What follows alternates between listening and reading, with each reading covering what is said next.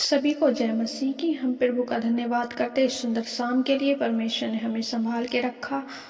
आइए हम एक वचन पढ़ेंगे, आत्मिक युद्ध के हथियार। इफिसियों की पुस्तक उसका 6 अध्याय और 10 आयत। इसलिए प्रभु में और उसकी शक्ति के प्रभाव में बलवंत बनो, परमेश्वर के सारे हथियार बांध लो कि तुम शैतान की युक्तियों के सामने खड़े रह सको, क्योंकि हमारा यह मल युद्ध लहू और मांस से नहीं, परंतु प्रधानों से और अधिकारियों से और इस संसार के अंधकार के हाकिमों से और उस दुष्टता की आत्मिक सेनाओं से है जो आकाश में हैं। इसलिए परमेश्वर के सारे हथियार बांध लो कि तुम बुरे दिन में सामना कर सको और सब कुछ पूरा करके स्थिर रह सको।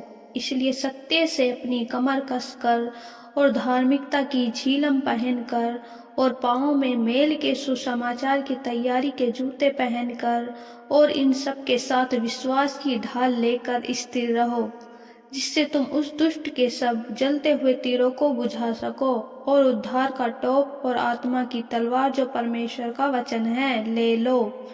हर समय और हर प्रकार से आत्मा में प्रार्थना और विनती करते रहो और इसीलिए जागते रहो कि सब पवित्र लोगों के लिए लगातार विनती किया करो। आमीन।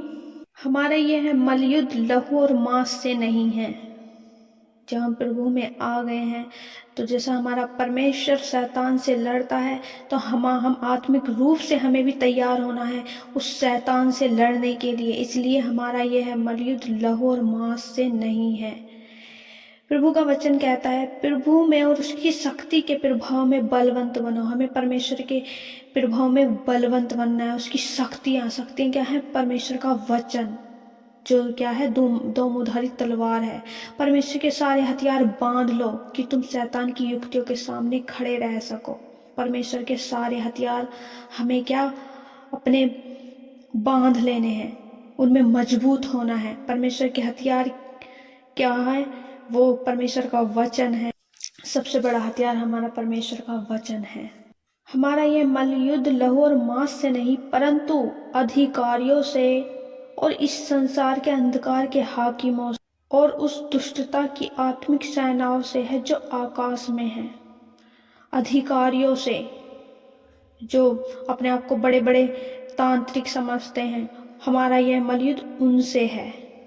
उनकी जब वो जादू टोने करते हैं, उन्हें हमें अपने परमेश्वर के जीवित वचन से उस पे वार करना है। और इस संसार के अंधकार के हाकिमों से है जो आकाश में। दुष्टता की आत्मिक सेना है कहाँ? आकाश में। जो आकाश में मंडराती रहती है अंधकार की शक्तियाँ, जादू टोने और दुष्ट। इनके लिए, इससे दुष्ट से अंधकार की शक्तियों से लड़ने के लिए हमें क्या करना है?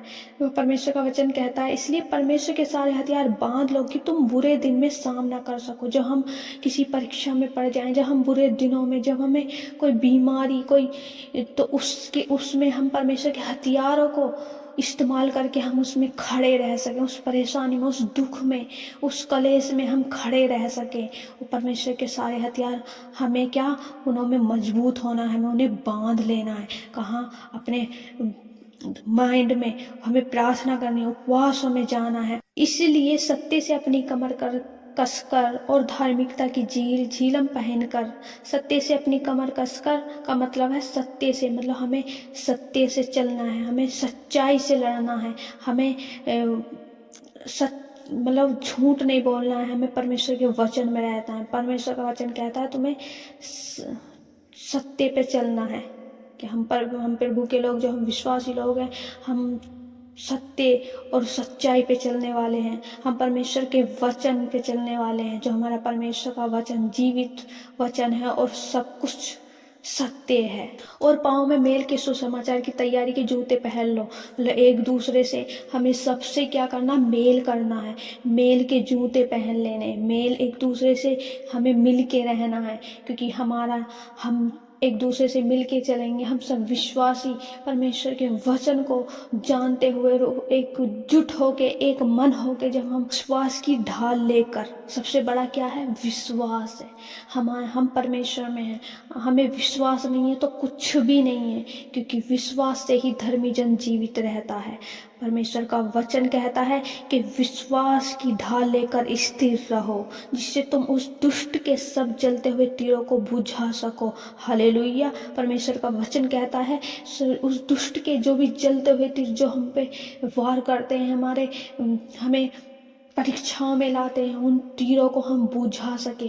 उन्हें कब बुझाए? जब हम प्रार्थना में होते हैं, जब हम उपवास के साथ, परमेश्वर के वचन के साथ हम इस युद्ध को हम जीत लेते हैं, और हम परमेश्वर के वचन के द्वारा हम हर एक बुरी से बुरी परेशानियों में, बड़े से बड़े, जो हमारा परमेश्वर असंभव को संभव कर सकता है, तो हमें परमेश्वर ने अधिकार दिया है कि मैंने तुम्हें सांप और बिच्छू को रौंदने का और शत्रु की सारी सामर्थ पर अधिकार दिया है। हालेलुया। हमारा परमेश्वर हमें अधिकार दिया है, वो अधिकार हम वचन के द्वारा इस्तेमाल कर सकते हैं। हालेलुया।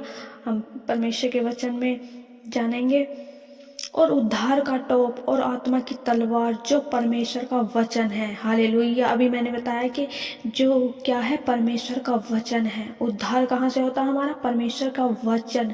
जब हमारे जीवन में हमारा परमेश्वर का वचन है तो हम उद्धार पाते हैं। आत्मा की तलवार, हम आत्मा में रहेंगे, और आत्मा की तलवार हमारा वचन है जो हमें मजबूत करता है, हमें आत्मा में रहने के लिए हमें मजबूत करता है। हम आत्मिक रूप से तैयार होते हैं। हमें परमेश्वर का वचन आत्मिक रूप से हमें तैयार करता है। हालेलुया।